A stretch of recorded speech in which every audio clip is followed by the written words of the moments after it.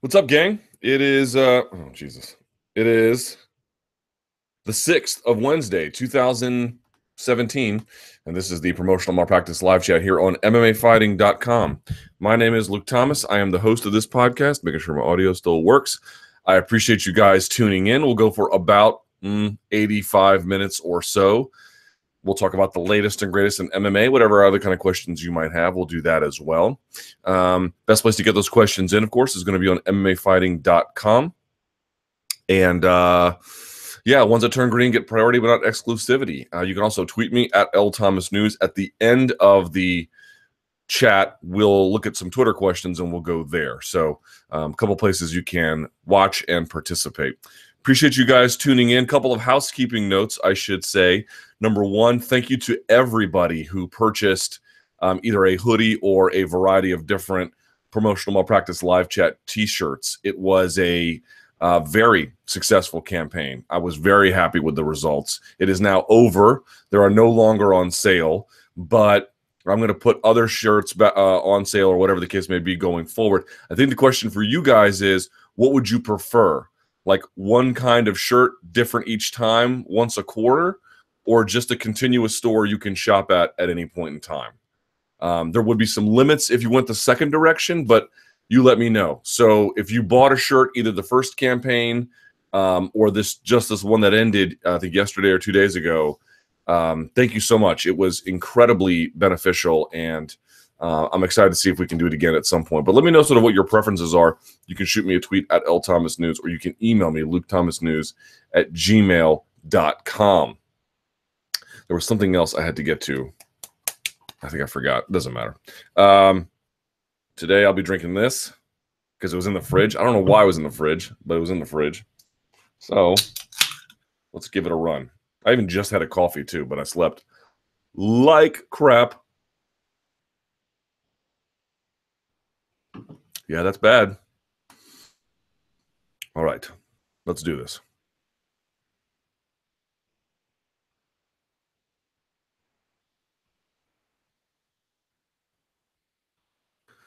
Okay, Ngannou training. Luke, hope you were well.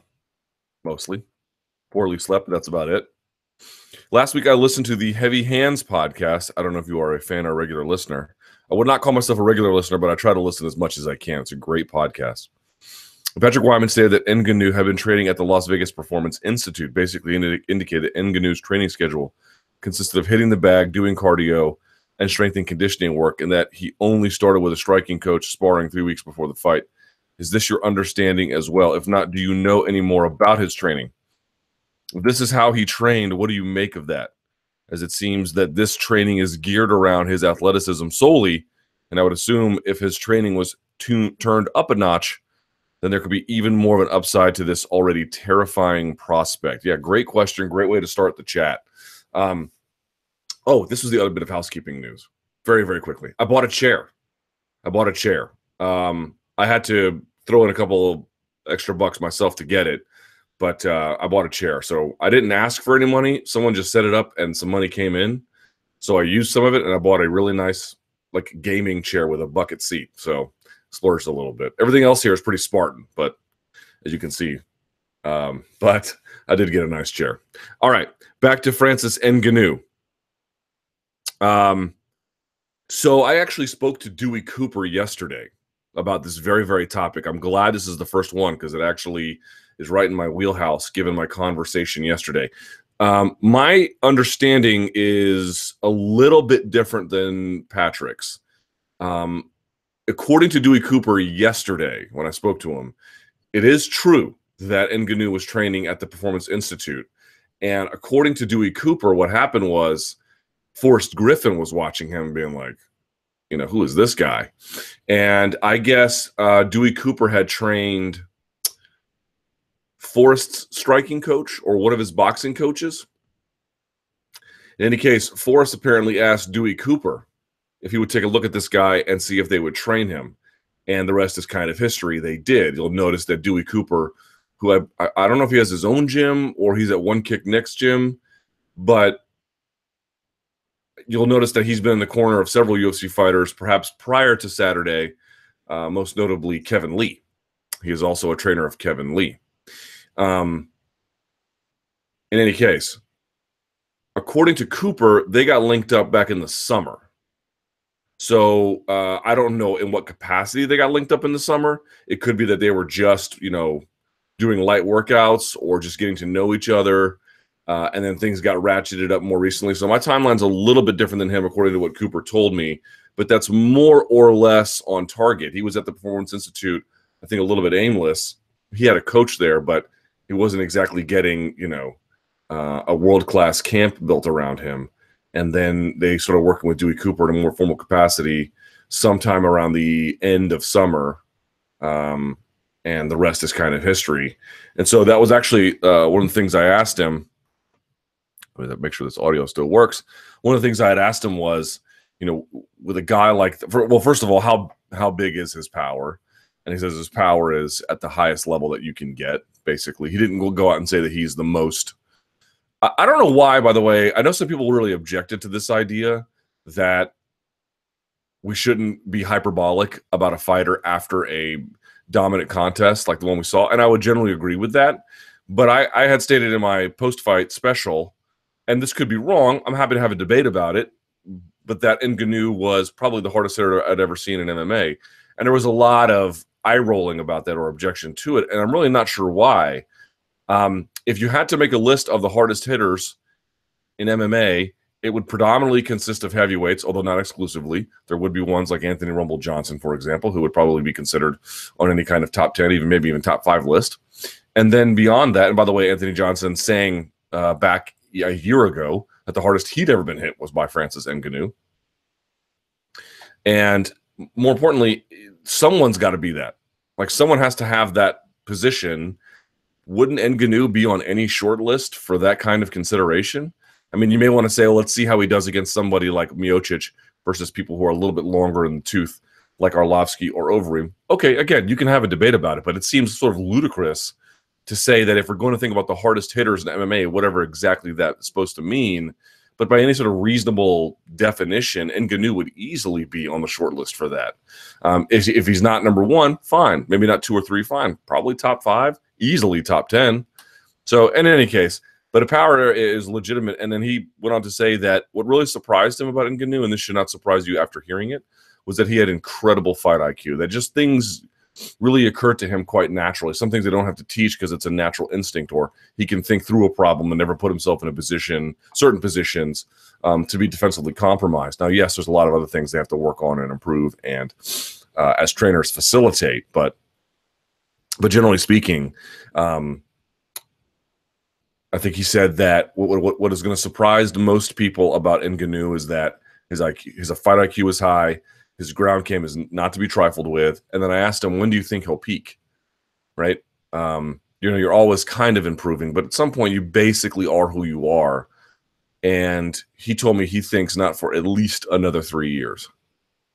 Now, he'd be 34 at that time, but that's a young 34. Heavyweights can go a little bit longer, as you've seen, and he hasn't taken a lot of damage, hardly at all. So that's sort of a relatively young 34. Kind of incredible to consider, when you look at what he's been able to do in such a short amount of time and who he's done it against. Pretty good. I'll put that Dewey Cooper interview up. I meant to get it up this morning, but I had some errands to run. So I'll get that Dewey Cooper interview up for those who missed it from my radio show.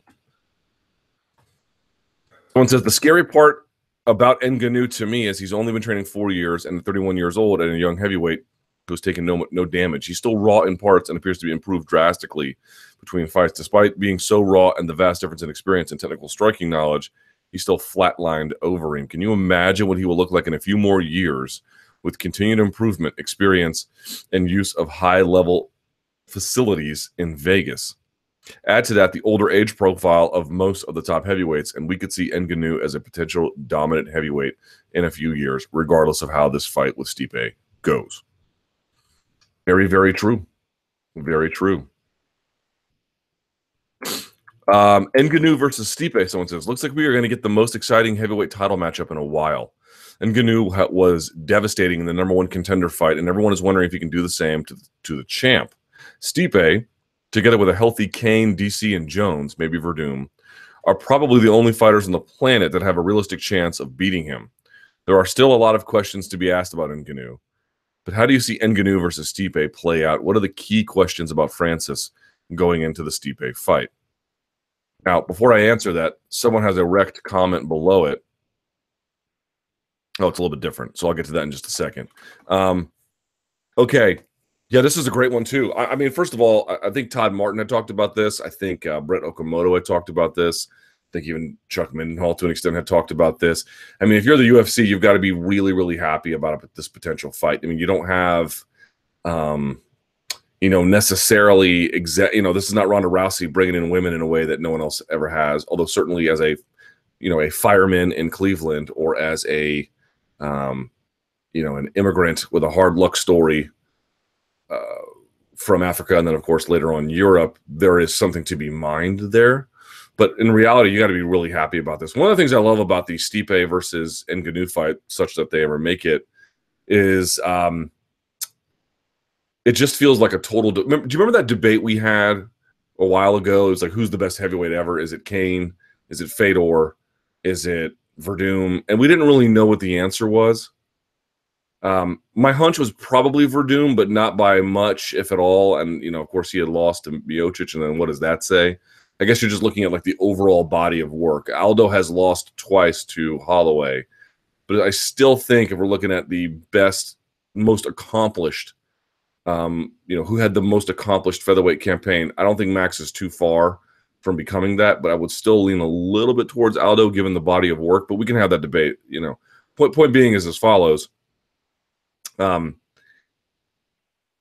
We just had this debate at heavyweight, like who's the best heavyweight of all time, and we didn't really feel like there was any clear answer. I mean, you could lean one direction or the other, but you had to know your position had a weakness, and that debate remains unchanged. But what's great about Miocic versus Ngannou is it feels like it's a departure from that.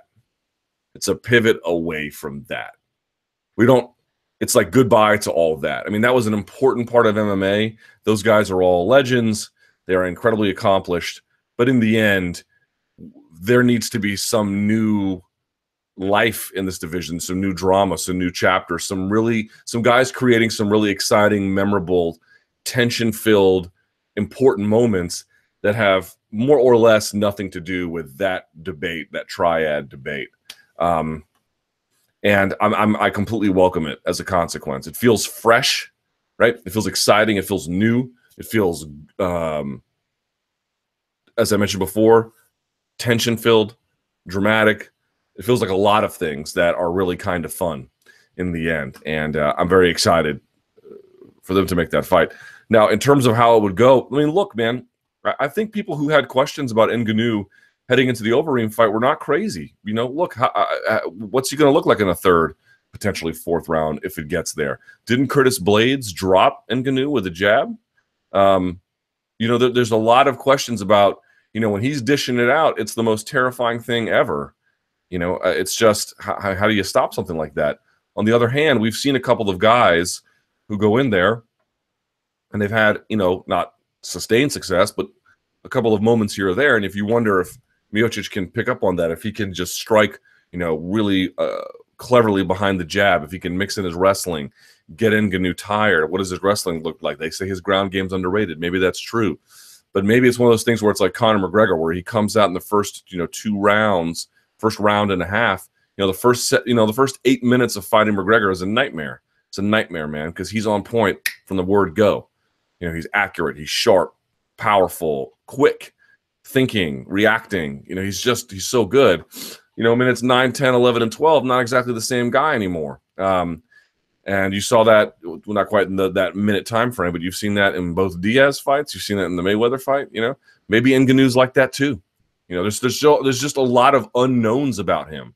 Somebody, when they come up through the ranks, it's really exciting because what they're doing is they're being vetted as a candidate, right? And so when you're a John Jones and you're rising through the ranks, and you're a Max Holloway post those 2 back-to-back losses against Bermudez and then McGregor, when you're coming through the ranks like that, or even Jose Aldo coming through the ranks when he was coming up there, each time they pass a test, they're being vetted and answering for a certain kind of potential weakness that they might have.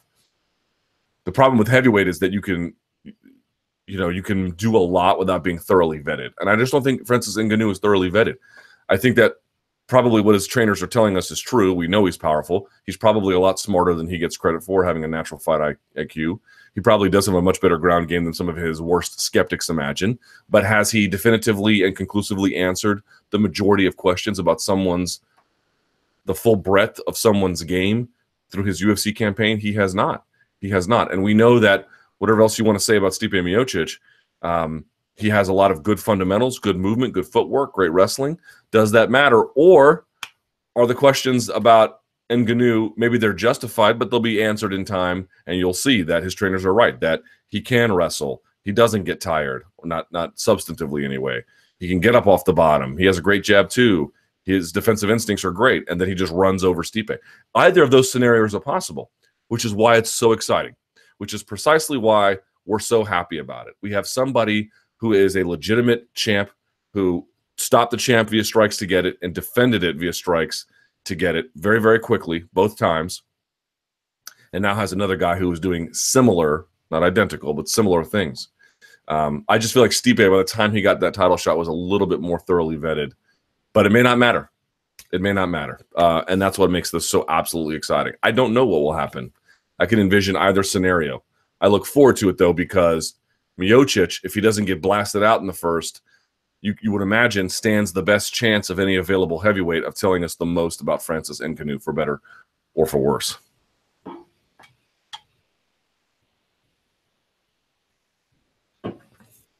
Brutal Bob's last run. Robbie Lawler has been one of the most entertaining fighters for years. So something I always wonder was why, with 2 back-to-back fights of the year, did he never become a bigger star? Minus the hardcore fan base who loves him. Boy, that's a tough question. I don't think he ever tried to be. He's not a media darling in the sense of going out there and giving you a bunch of quotes. He doesn't do a bunch of interviews. He never has. In fact, he used to outright reject and repudiate him. He's a little bit more giving with his time these days, but he is one of these guys who predominantly just surfs on what he's able to produce inside the cage, especially in the last chapter of his career. He's just not a very sociable guy, which doesn't make him dislikable. Everything about him makes him likable. It just limits how likable you can be if you're not. I mean, part of this is a little bit of theater and drama to reach the truly big audiences. I think that's kind of true, or to have something natural that the rest of the world finds some kind of curiosity. You know what? Let me see something here. That's better. All right. Sort of. Not really. Oh, I see it. I got some smidges on the lens. Like a donk. There we go. That's really still also not better. Well, whatever. That's sort of my sense about that. How do you see the fight with RDA playing out? I don't know. I don't know what kind of damage. I thought I'll be honest, I had sort of left both Condit and RDA for dead after their war, and it was a surprisingly redemptive performance from my judgment against Cerrone. So I guess we'll need to see how he looks going forward. I still don't know how you can have the kinds of fights he did without some kind of measurable, noticeable impact on the way in which you're able to compete. But part of me is just not quite sold on RDA at welterweight. I'm sold on RDA at welterweight because in the sense of he's very talented, and obviously cutting to 155 is not healthy. So in that sense, I'm sold. But in terms of like really going out there and blasting through much bigger guys physically, I have some doubts. But if Brutal Bob's taking too much punishment, does it really matter? Do you think he will be champion again? No. For this to happen, he will have to beat RDA, then Woodley when he comes back, or whoever's champion by the time he ever gets around to it. Okay, UFC television deal. The UFC contract with Fox is in its last year, and they have to consider the different options available. The broadcasting landscape is changing, and there are uncertain futures for their biggest pay-per-view draws, Ronda, Jones, and Conor. I mean, I don't even count Ronda anymore. And Jones, yes. Conor, yes.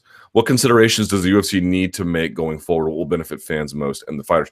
There was a story yesterday that came out. I'm sure some of you probably saw it, that Disney is trying to buy portions of 21st Century Fox, as you generally understand it. Fox would basically keep their news and sports divisions, and I think some other ancillary assets, but more or less sell off everything on the entertainment or production side to Disney. Now, what that would mean in the end, I don't really know. Would they relabel it? Would they rebrand it? Would they just take it? And I don't know what exactly they would do. So there's a lot of unknowns. One part was that they would take the RSNs, those regional sports networks, which accounts for a huge amount of your local MLB games, for example, among other things, that they would take those as well, which they had estimated to be at $20 billion, which I find a little high. But we don't know. The terms of the deal have not been properly structured, so it's hard to say. But someone was asking me, well, what's the big deal? If they're going to be with FS1, they might just stay with FS1. What does it matter? Well, it matters in the following way. Number one, if you're Fox and you're selling off $60 billion worth of assets, all right, so now you're going to have, let's say, it's not quite true, you're going to have a cash infusion of $60 billion, but now let's say more or less you've got $60 billion to play with. What are you going to do with it? Well, you might save some. You might invest back into the company in some other ways, but you're probably going to use it to spend on some assets to buttress what your existing assets already are. Fox News, whatever your opinions of its editorial slant may be, is a very successful channel by any kind of business measurement, right? It is in many ways the brand leader for cable news. So that's been successful. I don't know exactly in which ways they might invest into that to maybe sign additional talent, expand programming in some capacity. It's hard to know. But if on the sports side, it makes a ton of sense, right? If you got a $60 billion cash infusion, you probably want to spend that on some assets. Now, you don't want to overspend in this market, but it could go a number of ways. They could use that money to secure another 7-year relationship with the Ultimate Fighting Championship. I could see that. They may say, well, look, now that we've got some real money to invest, let's just go all in. Let's put some NFL games every Sunday rather than on Fox. Let's put them on FS1. Let's make this a much bigger thing. And if they devote that money towards the NFL or towards, college football or bigger properties, where does that leave the UFC ultimately? It could go either direction here. And that's just a question of what's going to happen with Fox. You would think a cash infusion right into Fox News, and whatever else is left over of Fox would be nothing but a great deal for UFC. And it could go totally the opposite. On the other hand, Facebook came out and didn't quite announce, but it was reported in the Sports Business Journal as well as Recode that Facebook has basically more or less signed people to hired individuals to sign live sports to air on Facebook, and they have an estimated budget of $3 billion. Now, how much is $3 billion? Boy, that sounds like a lot, and it is a lot of money. $3 billion is not an insignificant amount of money, except when time horizons begin being introduced. Because if you look at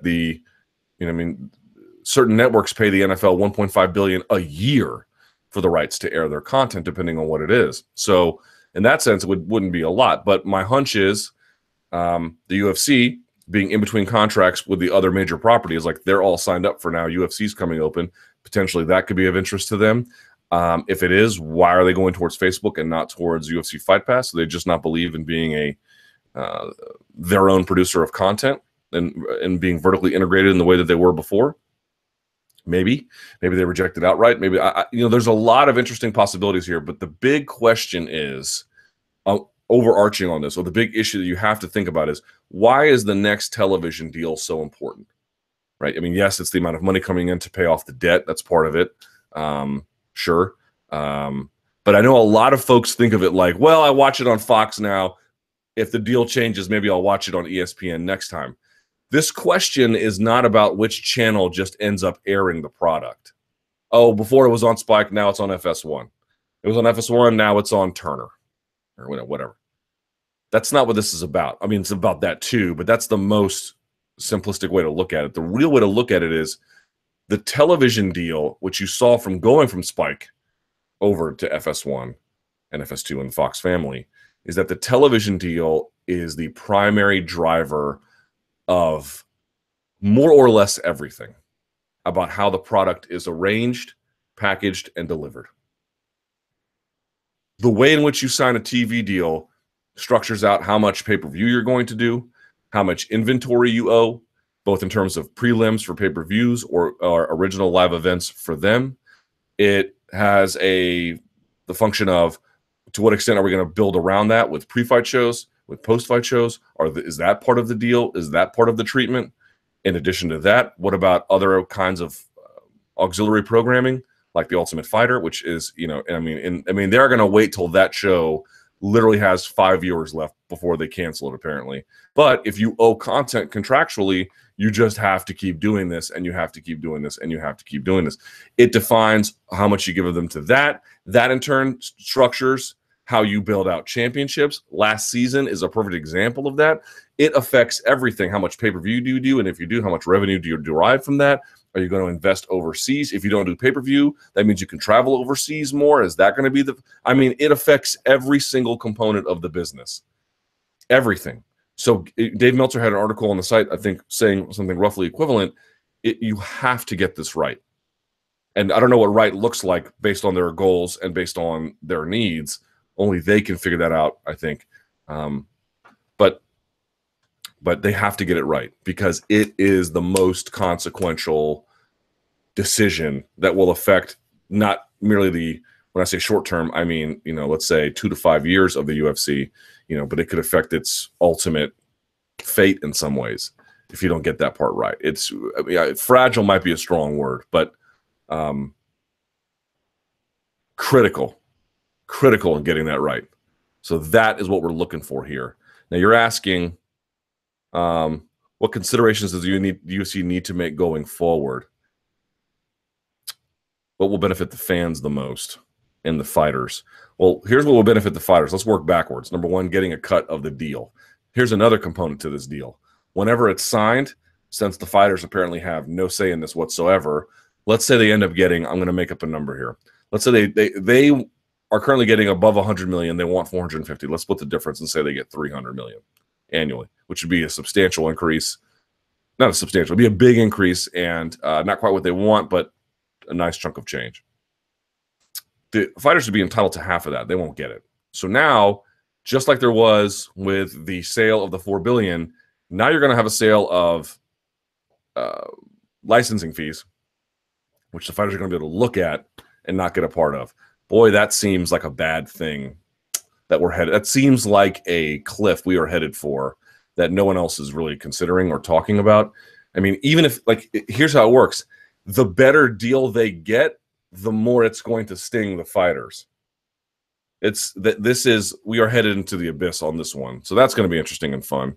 What will benefit the fans the most? I think just really an improved product. Fox has a way, as you know, I've talked about ad nauseum, of just stretching it out because it's a low-rated network, typically speaking, and they're trying to find a way to get the most bang for their buck. So they really just bleed the audience dry. They overdo it with main cards. They overdo it with frequency, frankly. They overdo it with treatment of shows that people don't really care about enough, and some kind of tailoring to make that better. I also think, I'm going to be biased here. You can say, well, Luke, you're wrong. Fine, I'm wrong. But I think that, and they won't do it, but I think that taking some production control away, look, let's just be real. If the UFC tells Fox to jump, Fox is going to say how high. That's just how it goes over there. I don't know why it's that way, but it is. ESPN, for example, doesn't really work that way. That's why that show MMA Live was MMA Live and not UFC Live. The UFC gets from Fox what it can't get from a lot of different people, which is, if not controlled of the way that it's produced, certainly a fairly influential say. And I think they really like that. For me, I think the fans would be benefited by having somebody remove that degree of control to be able to say, we're going to run this product professionally, we're going to run this product capably, and we're going to run this product in a way that I think ultimately serves the fans. But if we have to, speak candidly at times, which I know people in MMA claim to like but don't really like, then that's what we need to do. I think that would be massively improved. Can you imagine watching a television product where you got analysis about the quality of the fights that matched what you saw? Right now, it doesn't. Literally, it does not matter how bad the fights are on Fox Sports 1. You had people getting finished from armbar from the guard from less than 2 minutes twice on that Ultimate Fighter show. That should never happen in the UFC, short of a goddamn miracle, right? And the way in which they were getting it was the people who got armbarred just substantively lacked elite level or even close to elite level armbar defense. And I don't think that's really controversial to say. You didn't hear it on Fox Sports 1, did you? Right? Because they don't want to say things like that. They don't want to acknowledge that, like, just because you get a finish does not mean it's high level. Finishes are better than no finishes, but there's this, it's like this dear leader syndrome where no one wants to be able to acknowledge the things we saw. Hey, guys, if you put on 10 fights, sometimes all 10 will be good. Sometimes it won't be. In fact, more commonly, some are good, some are bad. Can we just acknowledge that sometimes this is bad? But they don't do that. It's just this pep rally at all times. I think that fundamentally needs to change. I think you can develop a better relationship with your audience, and you can make it like it's just a it's such a disservice to the viewer to do something like that.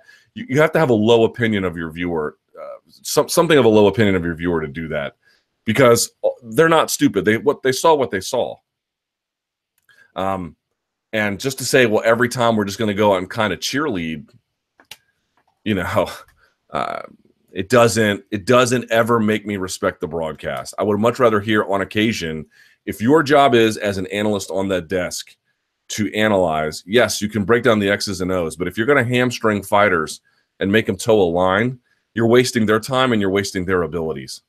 You know, and Tyron Woodley usually gets around that a little bit. I actually really like his analysis because I do think he finds a way to professionally introduce criticism, but there's not a lot of people they ever bring onto that panel who either who have license to do that or feel comfortable doing it.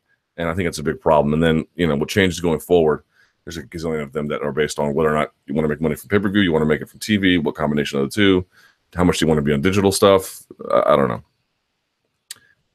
Improving the viewing experience. If you were in charge, what changes would you make to improve the experience of watching UFC fights either on TV or live? For example, I think it would be cool to have a camera that the referee wears on his chest or head. It would also be amazing to have title fights as a single 25-minute round. One of the things that I think really needs to be improved is when they go city to city, the only way you really know is from B-roll or like blimpy footage. You know, oh, here's a cityscape of New York City. Hey, we're at MSG, but you don't really know. Oh, hey, we're in Fresno this week. It's still just dark all the time. I think playing with colors in a way where you can brighten the broadcast might help. Finding a way to make it feel like you're really in a town, however that can be done, would be better. I also think it's, like I mentioned before, it's always dark. Like, what, you know, the NHL has the Winter Classic every New Year's Day, right? Where they go to a baseball stadium. It's super cool. I'm not saying you have to go outside in the freezing winter every January 1st, but if there was a way to somehow introduce on occasion some kind of outdoor contest, just some way to brighten it, make it feel different, make it feel big, I think that would be really cool as well. Playing with venues is awesome. Someone here has introduced the idea of putting in referee cam. I'm a big fan of that. I'm a big fan of changing the color of the cage if you can. I don't know how possible that is given television considerations. Someone says it would be amazing to have title fights as a single 25-minute round. I think introducing a ringside unofficial scorecard would be a big benefit. They do this in Bellator. There's no controversy about it. Jimmy Smith does it. I don't know why we can't do that. Eddie Bravo used to do it. He did a good job. You could bring him back. That's one thing you could do. I just feel like everyone got, you know, a little bit thumbs down on the notion of putting in a gold mat for UFC 200 because it looked like piss, the color of like dehydrated urine. And maybe they didn't get the color right, but I really appreciate that they were trying to change the way the product looked. You can just get stuck being like, well, the problem, I mean, look at this live chat, right? I mean, it looks the same constantly. It's in need of a bit of a change, right? It's which you know, we'll see, but it's fine to do that for a while, but over time you need to feel like what's missing here. You go to a city, you should have a connection to it. It shouldn't be just look the same all the time. There should be some differentiation with light and colors and everything else. And some of that's expensive to do, and it's not easy, but I think it would be really valuable. Make me feel like where you are, and take some production risks in terms of presenting. that they haven't heretofore. And of course, you can add in some different camera angles. You know, having some kind of NFL technology where a camera could swoop underneath, you know, rather than just being guys affixed to standing poles and watching. That would be kind of cool as well. But of course, that would be incredibly expensive.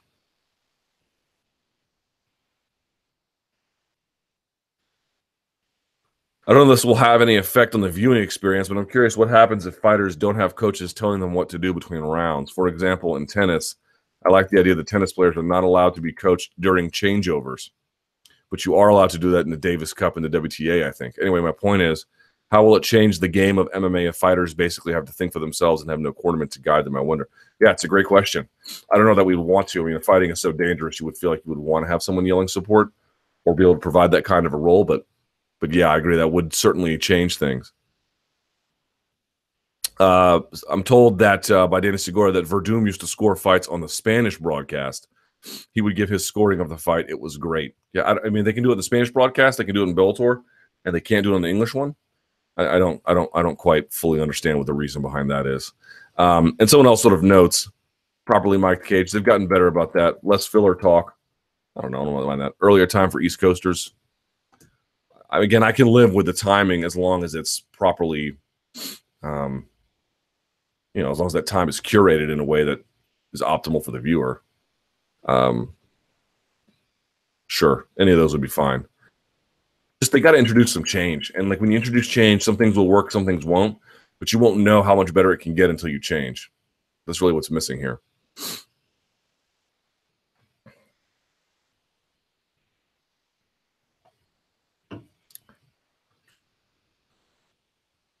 Overeem head exercise. It seems like, in my unprofessional opinion, that supposedly the idea is to strengthen the neck in order to prevent from being knocked out less. No, to prevent from being knocked out more. Funny thing is, Overeem isn't exactly known for his chin. Does the head exercise Overeem do in the embedded actually have any benefit at all? Has it been proven to strengthen one's chin? And there's a video of, you see these... you can get these little devices at any decent gym you go to where you strap it on your head. Wrestlers use it as well. And you can go like this and strengthen the back of the neck. You can go side to side, and then you can tuck your chin if you're laying on your back. And then the weight is attached to you, sort of like the face and crown of the head. And he did those in the embedded. And of course, it didn't really work in the end. So it's a mixed bag on this one. My understanding is, there is some reason to believe that. So when you get hit with a shot and it whips your head, what happens is your brain rattles inside your brain like cavity, and your brain tissue gets stretched, which is what ultimately makes it susceptible. It's both the stretching that weakens it and then the force of the impact as it rattles, which causes apparently all the damage. It's not necessarily just the one shot. It's that it gets weakened over the course of this rattling, and then that's what all that damage happens. And there's some reason to believe that guys who have naturally thicker skulls or guys who have naturally thicker necks, it prevents the shot from forcing the brain to rattle as much, and it stops some of the whip on the head as well. And so if you can reduce those two, you can reduce getting the lights shut out on you. There's not a ton of evidence for that. There's some, but it's one of those things where it's like genetically, do you have it or do you not? Because you can do neck exercises and you can strengthen your neck, but it's not clear that that's really going to help you if you don't naturally have a super thick neck. Now, maybe Overeem does, and it just didn't matter because he got hit with a shot that would have knocked out a giraffe or something. But the point being is, it might have a slightly more than negligible impact, but the reality is you need to have the kind of construction in your skull and in your neck naturally that suits you to it. You can improve it a little bit, but if you don't have it, trying to just get your neck muscle strong, and even as they get thicker, your body won't respond the same way, because if you don't have a thick skull and you have a thick neck, but it's an artificially, not artificially in the sense of synthol, but artificially in the sense of, it took you work to produce this kind of neck. It just won't naturally have the same kind of cushion or tension that a one you've worked on will. Some trainers just don't believe in that kind of thing. I mean, yes, be in shape, and yes, have a strong, flexible but sturdy neck. But there's no real need to do that otherwise. In wrestling, it's a little bit different because in grappling too, you might post on your head. Your head is used as almost an appendage in a way, and so strengthening the neck for any kind of isometric hold or power push, or for a help with, in many ways, the entire posterior chain, all the way from your hamstrings, glutes, lower back, lats, rhomboids, traps to the back of the neck, getting all of that, working in connection with each other. That probably has some benefit. But in terms of a cushion against a savage knockout blow, the answer is it might help a little, but probably not much. Probably not much. Someone says it does help neck stability. It's common with wrestler and boxer drill. Yeah, again, but if you were born with a person who doesn't take a shot well, you can exercise your neck a lot. It's not really going to change much. It's not like if you can't take a shot well, you can spend 5 years in the gym working out your neck, and all of a sudden you can take a tremendous punishment. You might be able to take a little bit more than you could before, but you're fundamentally still going to get boxed up. It's just how it goes.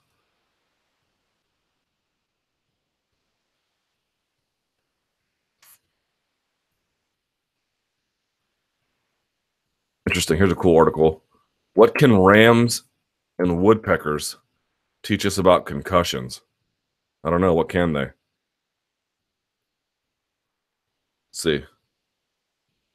Researchers realized woodpeckers can repeatedly and rapidly bang their heads against a tree without sustaining so much as a headache, while rams are able to frequently bash their heads together at speeds of 20 to 40 miles an hour without injuries. How do they do it? Researchers found that in addition to thick neck muscles and strong beaks, which help absorb blows, woodpeckers have unusually long tongues. The theory is that during pecking, these tongues compress the veins in the neck that carry blood away from the brain. This increases the volume of blood surrounding the brain, providing an extra layer of cushion between the brain and the inside of the skull. Rams, in addition to their strong, flexible horns that absorb the shock of the collision, also have a mechanism that slows the flow of the blood from the head to the body.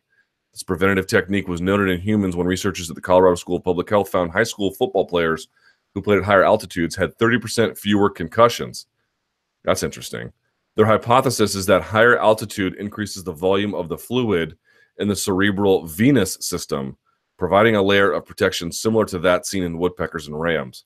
While it may not be possible for kids to play every game at higher elevations, researchers are working on protective equipment like a brand that could be worn around the neck that can help increase the volume of blood around the brain to cushion it from blows during sports. That is super cool. What a great contribution to this discussion. Thank you. I appreciate that.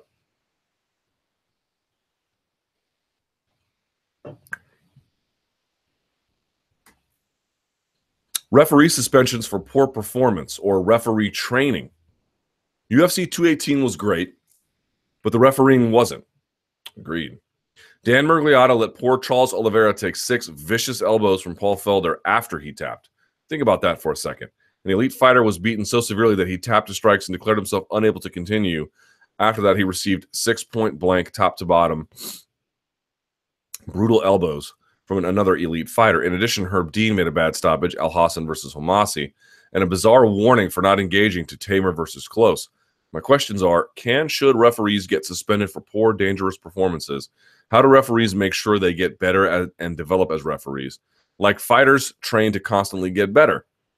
Is it just an individual responsibility? What advice would you give referees on how to evolve? Well, I don't know that I can give a whole lot of information to referees on how to better do their job. That's a little presumptuous of me. Oh, here, by the way, on this last thing on this, apparently from Danny Segura, Gaethje is a huge believer on the neck workouts. Well, that comes from wrestling. I interviewed him when he won the World Series of Fighter title, and he told me how he's constantly working out his neck to be able to take shots better. But that's athletes do and believe a lot of things. What's measurable by science is a completely different matter. Fitness, the fitness industry is one of those things where it is a weird mix. It's an admixture of science and superstition. This works for me, or I believe that this works for me, so I'm going to keep doing it. It almost has this like placebo effect, or maybe it doesn't. Maybe it has none.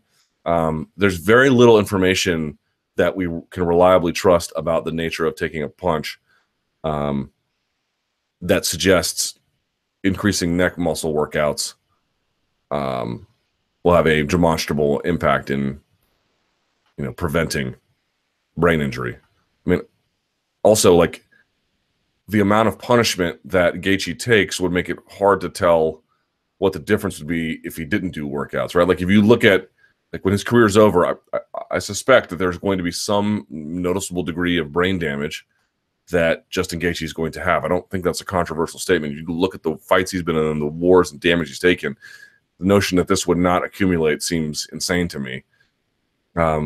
How are we going to be able to tell what the difference is? You're going to look at a brain that's going to look like it's been in the skull casing of a guy who's been fist fighting for 10 plus years. What way can you reasonably tell that the amount of neck training diminished what it ordinarily would be? So something to consider.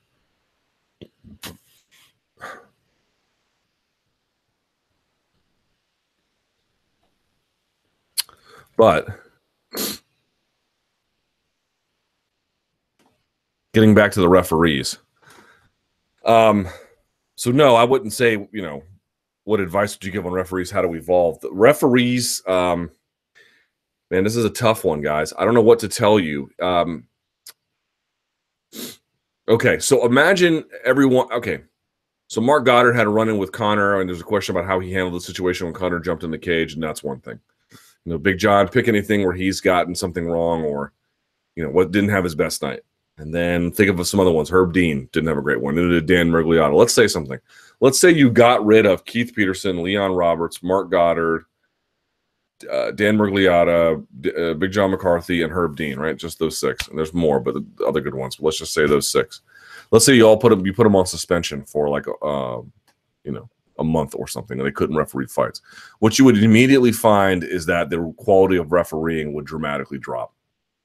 Right? That's my hunch. My hunch is that there would be an overnight noticeable, be like, oh my God. Do you remember when the NFL refs went on strike and then they had the scabs fill in, and the scabs were absolute disasters, right? Like however bad you think Miragliotta or Dean or whoever is, rest assured, there might be some guys coming up the ranks that are pretty good, and that's worthy of some exploration. But by and large, those guys get those assignments because in the way in which you do that job, they're the best at it.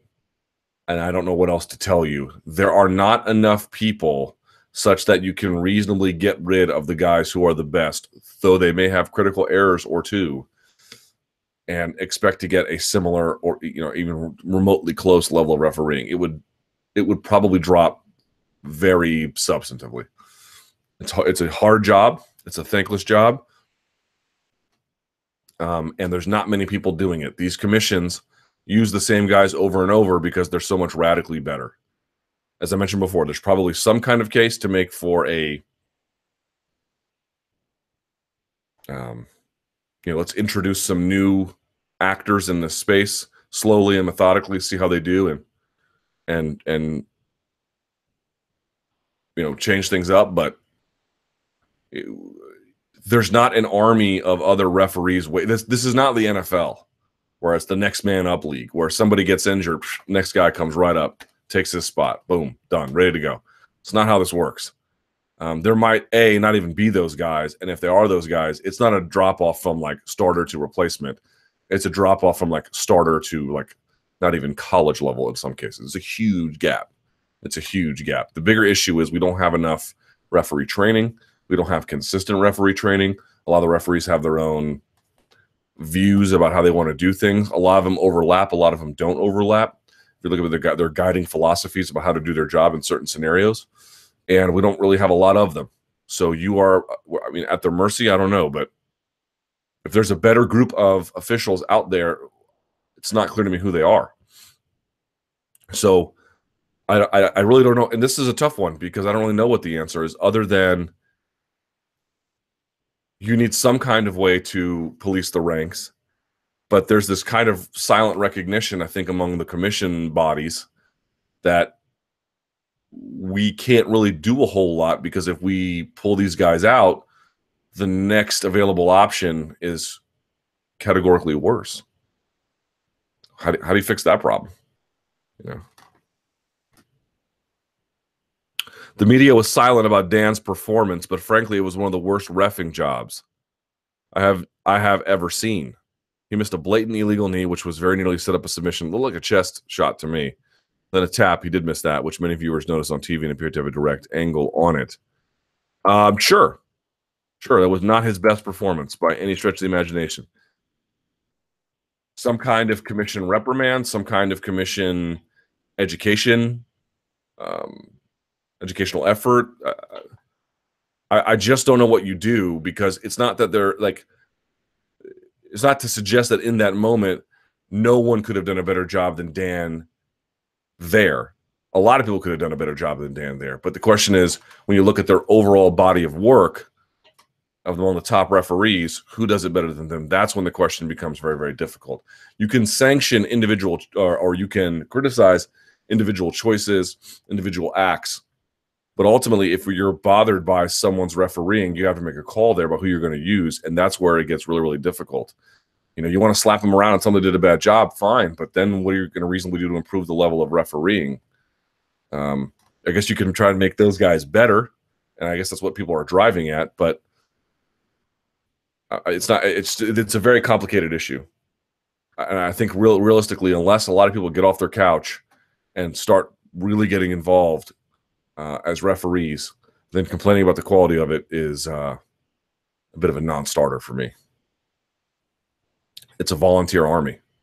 And if people aren't volunteering such that they can make clear choices between candidate A and B and who'd be better for that job, if they're stuck on candidate A to some extent because candidate B is woefully behind, it tells me we don't have enough people involved, if that's really what people believe.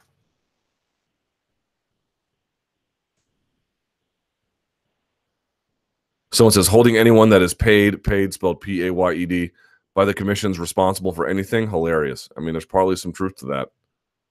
You know?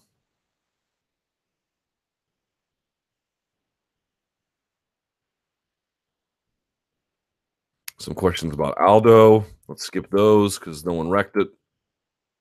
Most improved fighter of 2017. Strictly comparing the level at the start of the year to the level now at the end of the year, who do you think is the most improved fighter of 2017? Here are some candidates: Ngannou, Darren Till, Volkan, Thug Rose, Whittaker, Bohashinia, Magomed Sharapov. Any others? Well, it's hard to say who's improved because, I mean, they're all improved, yes, fair. But it seems like a much longer process. It seems like, Rose has been getting steadily better for a long time. I don't realize you're asking about just 2017, but it just feels like an unfair bracketing of her progress. Probably Ngannou, because he has the most distance to cover and is covering the most distance as a consequence. Maybe Darren Till. Volkan just kind of like burst on the scene. Thug Rose is, she has made incredible improvements, but hers seem to be a much more tenured thing. Whittaker,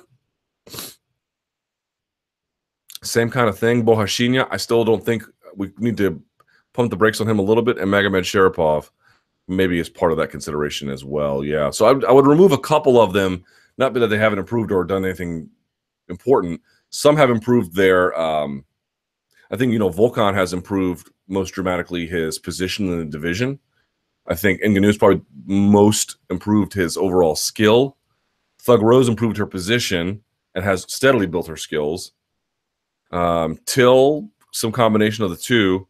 Bohashinia kind of burst on the scene, but I wouldn't put him most improved.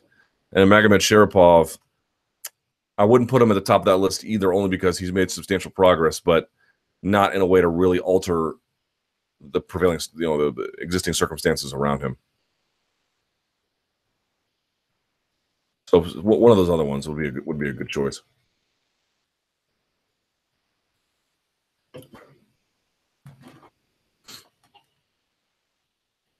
Let's see. Huh?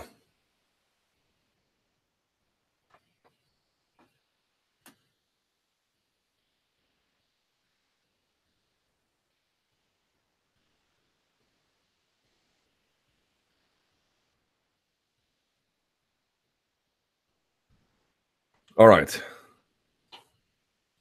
UFC tournament, which division? Just for fun, if the UFC were to do a tournament format for one of their divisions, which you have stated that they definitely won't.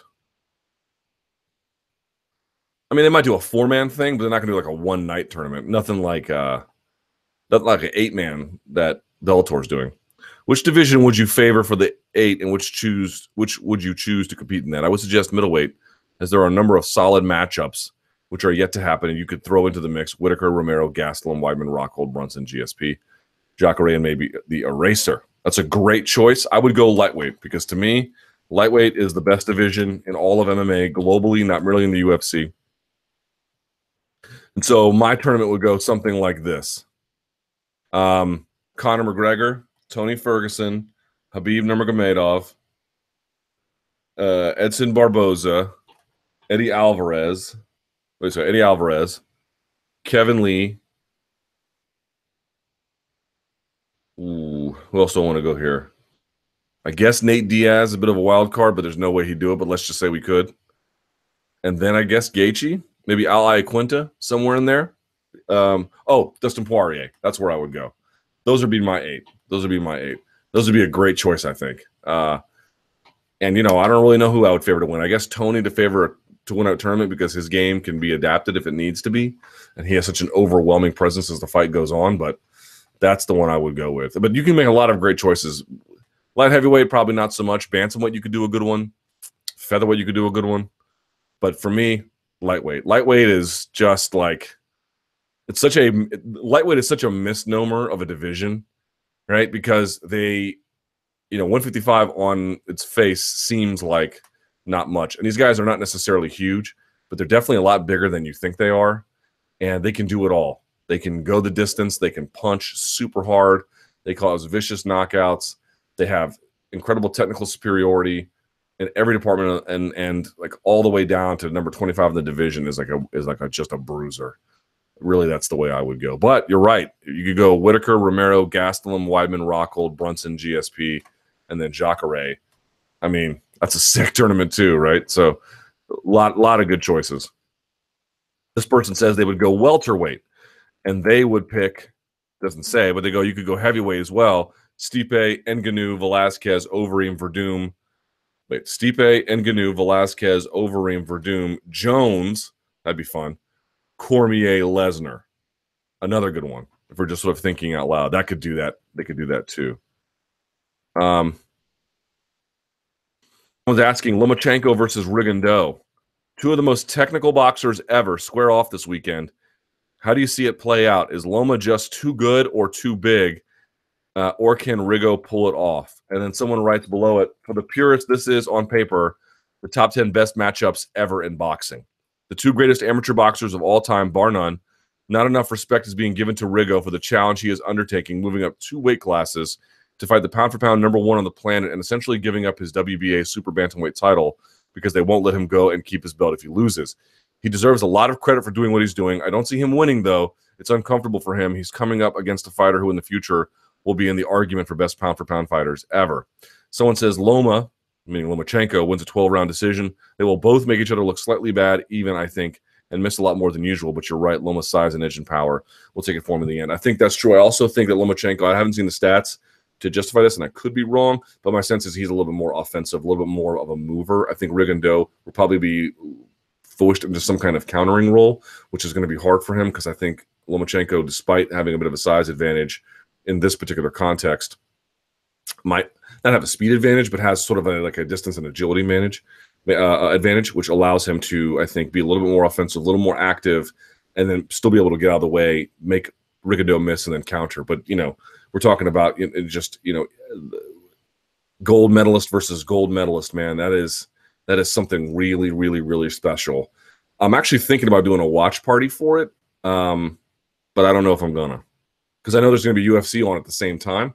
But I'm thinking about it. I'm thinking about doing one for that. I think it might be kind of fun, but we'll see. We'll see how that goes. Right? All right. Let's see, huh?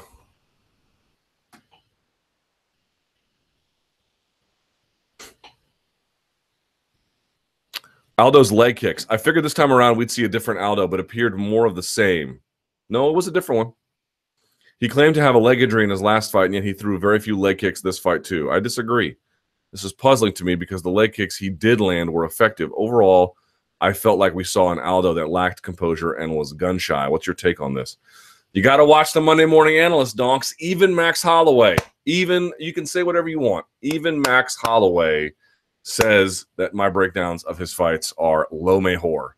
You got to check them out, y'all. I'm telling you, like, please go watch the Monday Morning Analyst. I'm going to link it up at the end of this. I'll put it as that last video that recommends the last 20 seconds. Please watch it, because here's what I discovered watching his fight. I didn't see anybody else talking about this until I brought it up. I'll take a little bit of credit for that. I got a lot of stuff wrong. This one, I feel like I really got this, which was, if you go back and you watch his fight, and this answers your question, at UFC 212, if I'm Max went this way to his right constantly. And you think about that, it may like sound like nothing, but why is that important? Because that sets up all your attacks. It sets up all your angles and your pressure, what you're walking into, what you're walking away from, what you can throw, what you can't throw, how you have to adjust based on what he does. It changes everything. And then at UFC 218, he went the other way. Which way did he go? He went into the right hand. He went into the right leg. And what they were trying to do was, if you're Jose Aldo, which way you're standing? You're standing left hand out here. He keeps his right hand like this. They walked. Oops, let me make sure I didn't jack up my thing. No, I'm all right. They walked this direction. They walked into it. Why? Because they're trying to smother his hip. That's what they were trying to do. He had some moments with the leg kicks, only really when Max got a little bit flat-footed. But Max was so rarely ever flat-footed, you couldn't really find a time to get off. That was why you saw him throw such little leg kicks. When he threw a leg kick, they wanted to counter him every time. They wanted to, and before that, they wanted to pressure him constantly. And they wanted to go into the leg. It reminded me of how Fedor beat Cro Cop in that famous 2004 fight, where he just walked into that famous kick, because it would never give Cro Cop a chance to set. If you're constantly marching, they're constantly having to walk backwards to account for it. It really negates that leg, and it forced him to use his right. They wanted him to be reactive so they could pull and counter. A lot of different things happening, but that's why you saw that.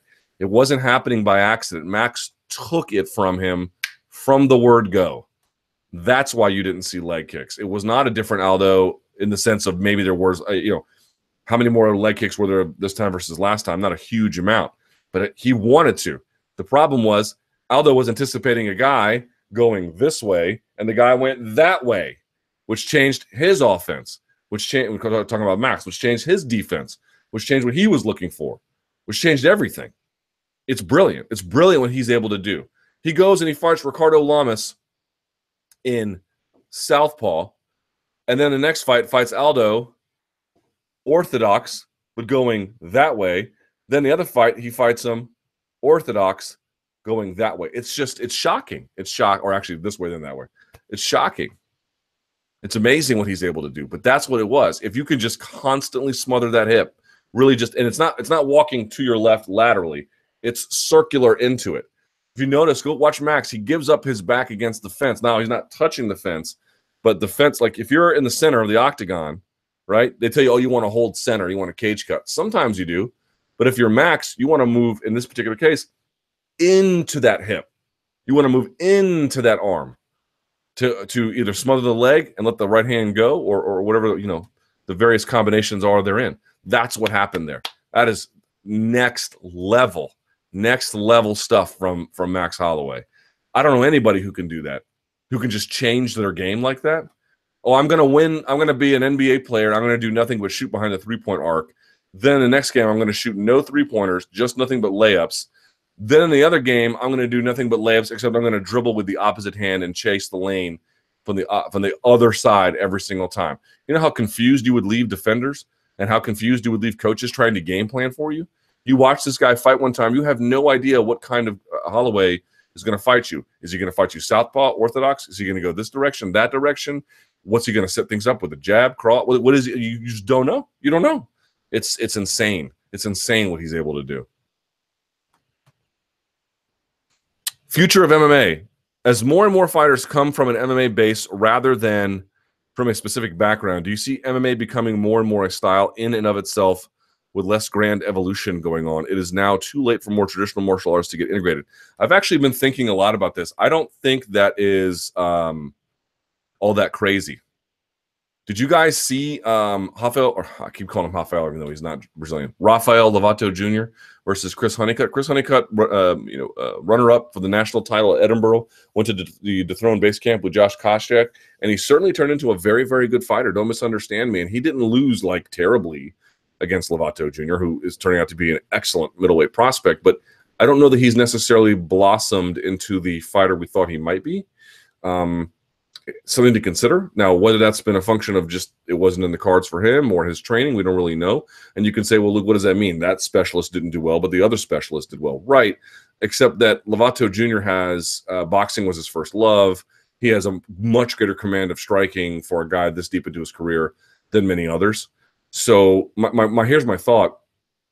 It used to be a big deal when someone from a different discipline would declare that they wanted to compete in MMA. And now there's basically like interest, but incredible skepticism. I absolutely think that how do I say this? There might be something to that idea. We don't even look at the NCAA wrestling tournament anymore as like who from here is going to end up in MMA. Some will, and they might still do okay. They might do really well. We don't want to close that door exactly.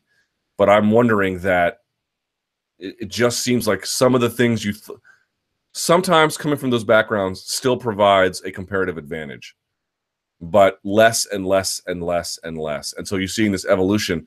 This is why what Max is doing is so exciting to me. He doesn't come from any of those other backgrounds. He just comes from his own. But he's changing the game by having this. What really stands out to you about Max's game? Two things stand out to me. Number one, the directionality. He can move in any direction depending on what the opponent has as a skill. What are their main striking weapons? I can go any way I need to address that. I can also fight southpaw. I can fight orthodox, and I can do any number of different directions based on that. And of course, as I mentioned, switching stances is not just one thing, but the adaptability of it all. How much do I need to go to the body? How much do I need to work behind the jab? How much do I need to move one direction? How much do I need to move in another direction? The directionality and the adaptability of Max's game.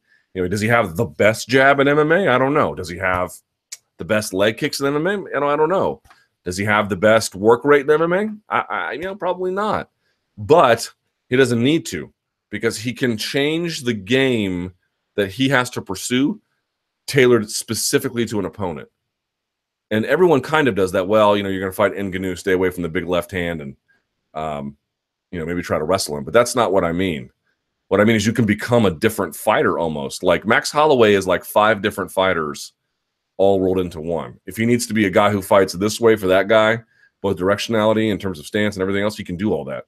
And then different for the next guy, different for the next guy, different for the next guy. I mean, that's a certain level of malleability that I don't know anyone else has that particular kind of thing. He can fight Jose Aldo totally different than the way he fights Conor McGregor. He can put different kinds of pressure. He can do different kinds of counters. He can have a different stance. He can have a different pressure strategy. He can cage cut. He can circle. I mean, he can do whatever he needs to completely create a different environment. That is, man, you want to talk about a trump card in the game? Whoa. But as a consequence, does he have the most elite jiu-jitsu? No, but it's elite enough to either make it good enough when he needs it or to negate everything. Same with the wrestling. He has just lights out takedown defense. He can get up really easily too. And that really sort of says like you can have much better takedowns than Max, but if you come from, let's say, a wrestling background, but how much can you build the other skills and the time that you need? How much can you how much is that comparative advantage really worth it in MMA context versus wrestling contexts? We'll see what happens with Ed Ruth. Let's see what happens with Aaron Pico. They might develop into absolutely world-class talent, but I think going forward, we need to think about guys who completely reshape our understanding of what it means to advance the debate. We always thought, the last paradigm was, have somebody who's such a specialist they can just dominate other styles. And then it became have somebody who's a specialist of all styles You know, and when I say style, I mean Muay Thai, Jiu-Jitsu, wrestling, such that they can bring all those talents to bear. Now it's have all those things to bear and now be able to pursue the fight in radically different ways in terms of the context of the fight, right? If I come at you with a southpaw stance and I have no jab and I'm just throwing a cross, I'm setting a certain context. Max can set different contexts every single time. It's a shocking thing that no one is really giving him any credit for. We all talk about, oh, how good he is. Oh, he makes adjustments, and he did. You can go and look at his work rate. I talked about in the Monday Morning Analyst. Look how much more he went to the body in the third this round versus the last time. But it was a lot of similar strategies too. But point being is, I don't think he has thought the next level ahead. He has moved the debate forward in a way about what the next level of MMA is going to look like. We talked about stance switching. This guy can do way more than stance switching. He can become a different stanced fighter for an entire contest against an elite guy and do the opposite against the next guy the whole way through. You don't know people like that in MMA. Trust me. Let's go to the tweet machine.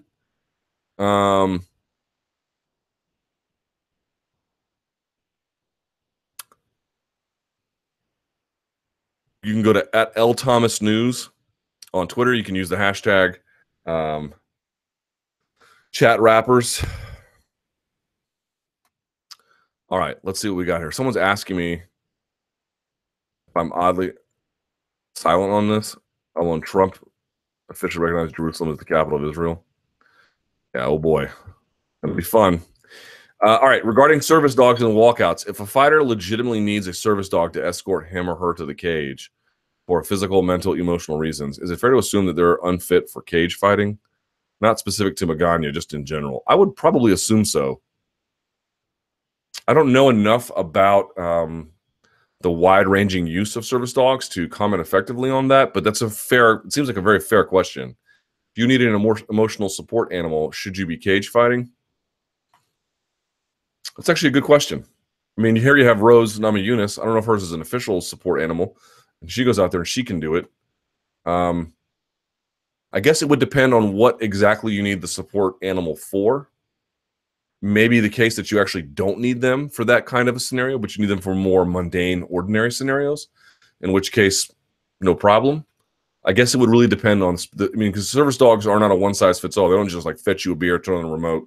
It's not like Brian Griffin from Family Guy. I mean, they have specific functions. So I guess it would depend on the function. But I don't, in fairness, I don't really know enough about service dogs to give you an adequate opinion. I would highly encourage you to research this on your own. True or false? Holly Holm upsets Cyborg. I don't think so, but I think there's probably a better chance of that than most people consider. Rose loses to Joanna in the rematch. Also very possible. Wilder fights, I'll say false, but Wilder fights Joshua in 2018. I'll say true, just as wishful thinking. And then Wilder KOs Joshua, false. MMA has a better year next year than this year. Probably true.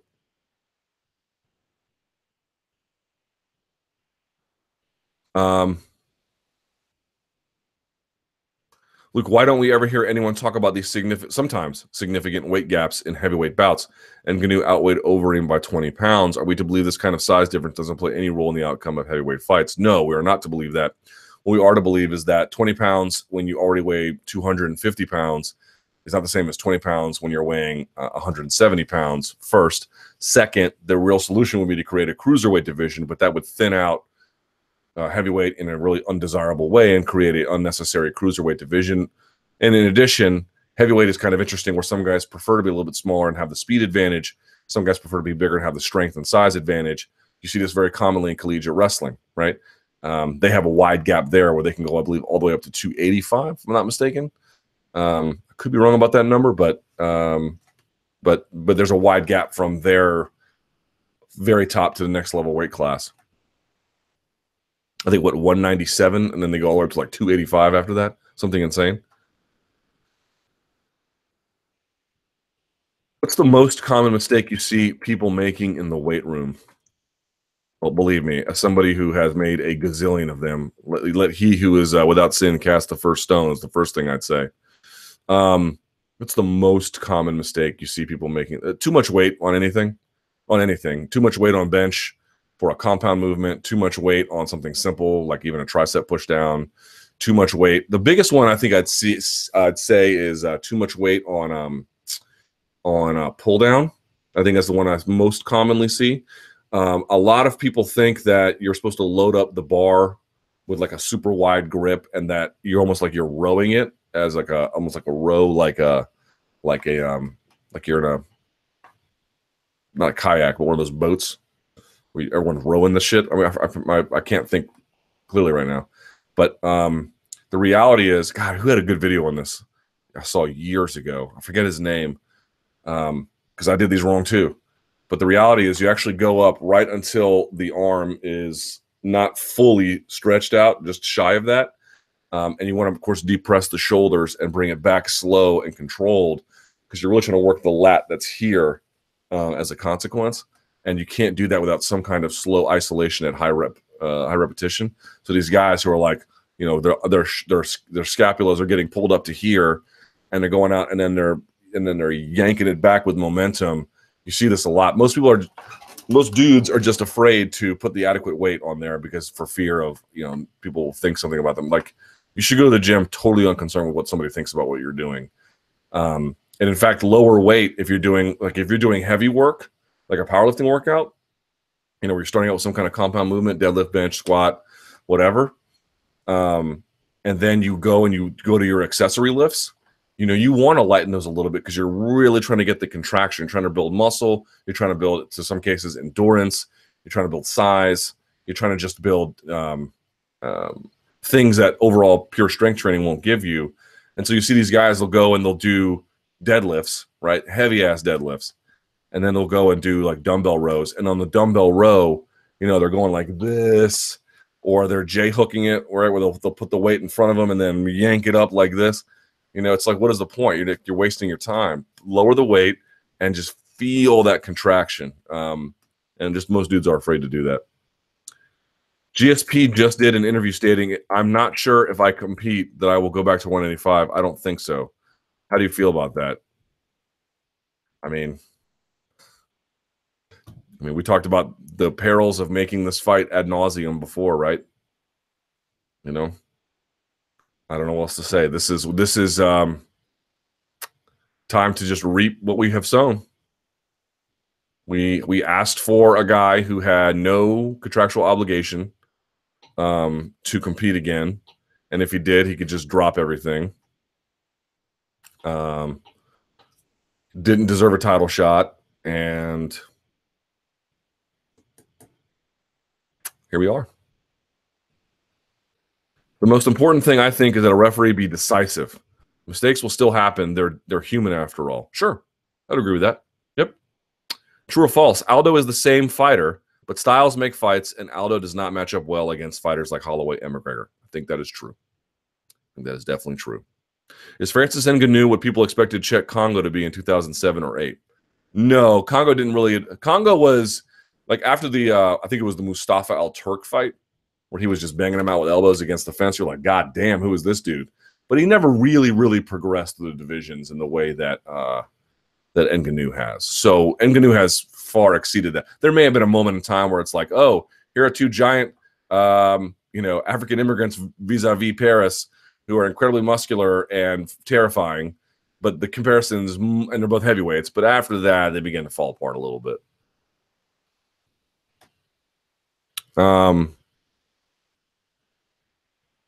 Let's see what else we got. Luke, do you foresee the UFC promoting Nico Montano as the first Native American champion? It was surprising to me that they didn't mention it during the Tough 26 finale broadcast. Seems they have something very special with her, although they haven't realized it yet. You would think. Do I foresee them promoting Nico Montano as the first Native American champion? No, not really. I do not see. If past his prologue with this, then the reality is it's just going to be what it normally is, where it's some kind of passing reference made to it, but there's no real like sharing of the story.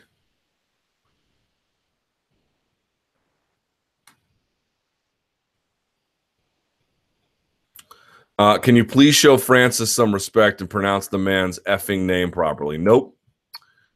I think I've shown him plenty of respect. Thanks for the Icarus recommendation a few chats ago. Any other worthwhile documentaries and or movies? Also, any recent movies you recommend to avoid? You know what?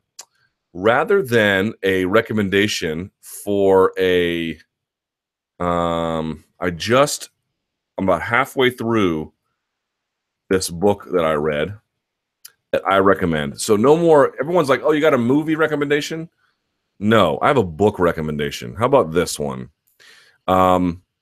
This is great. A History of Drug Use in Sport, 1876 to 1976, by Paul. I could be pronouncing his last name wrong, DeMio. And basically, it's a longitudinal look at how drug use, both socially, but then specifically within sport, came to be considered quite ordinary, and then over time, without sufficient reason to do so, became a morality play, where it became a question of good or evil, which is not really a relevant question to this, I don't believe. And as DeMio argues, it's not as well. It's an expensive book, so I bought it on my Kindle for I think like $50. But it's one of the best pieces of reading I've ever had on this. I know everyone thinks that these debates about the use of drugs in sports are, we've all come to this consensus about things, about how we arrived at this position, about why we allow certain things and why we don't. And everyone has there's this sort of conventional wisdom about drug use that it is, it's technically cheating because it's against the rules, but that is some sort of morally abhorrent act, or that however we morally approach the situation, that this is something that has been tried, trued, and tested as an idea, when in reality it's not. This is merely, we are living in the shadow of an old drug debate that has, to an extent that most folks are not even cognizant of, historically, and has impacted the way we view it now. And I believe it is time to jettison these very, very old, archaic notions of drug use in sport, and we can have a different conversation about it, where you can still have some reservations, and I think that's okay. And what those reservations are can be wide-ranging, and in fact, in some ways thorough. But the current debate, where drug taking is bad, drug taking is moral failure, drug taking should stop in sports, these are literally, in the history of sport, these are ancient notions that are still clinging to a debate that has, in reality, moved on from that. And this book sort of explains where the history of drug use in sports comes from, and how this debate that we're currently wrestling with started, and why it needs to end. That's a big one. So there's a book recommendation for you. I'm sure she's a lovely person, but can we please get Eddie Alvarez's wife banned from sitting near an octagon whenever he fights? I'm sure she's a lovely person. Not my favorite thing in the world either. 4-man tournament: Ferguson, Khabib, Conor, Holloway. Who wins and why? Ooh, boy, that is a good question. Wow. I still might go Ferguson. Just because he's more naturally suited for the weight class than the rest, and he can do more, but hard to say, man. Hard to say. Thoughts on Cyborg bringing in high-level boxers and from I can never pronounce the name right. Breakhouse and Shields. I think it's awesome. I think very highly of all three of those ladies, and I think it's a great addition to her camp. Hi, Luke, longtime live chat viewer and MMA fan. Thank you very much. I've been watching the sport for nearly 2 decades, and I have seen all but a handful of UFC pay-per-views. I honestly can't recall better back-to-back pay-per-views than 217, 218. Do you agree? I would go 100, 101. When you had UFC 100, it was an incredible contest. John Jones was on that. You had Dan Henderson doing what he did, GSP doing what he did, Brock doing what he did. And then the one after that, you had Anderson Silva doing what he did against Forrest Griffin, and BJ Penn having that super strong performance against Kenny Florian. You can debate them. 217, 218 is obviously just a tremendous tandem. I'm still a little partial to 100, 101. How refreshing was it to hear next to nothing about the pay-per-view numbers and just enjoy UFC 218? As I mentioned, the MMA beat, it was quite the relief. With Ariel reporting that Bobby Knuckles versus Rockhold is in the works, do you think this could be the first time we truly notice Whittaker's small frame compared to a natural middleweight, similar to Weidman versus Gastelum. I mean, you got a little bit of sense of that, I guess, Jacare and Romero. But I think what you're talking about is like a taller, leaner, longer guy in Luke Rockhold. And to that extent, yes, I think that would be very much laid bare. But if you've seen anything from Robert Whittaker, it's just a total incredible amount of skill in a wide variety of areas. He makes great decisions, and he can do a lot. It's pretty amazing.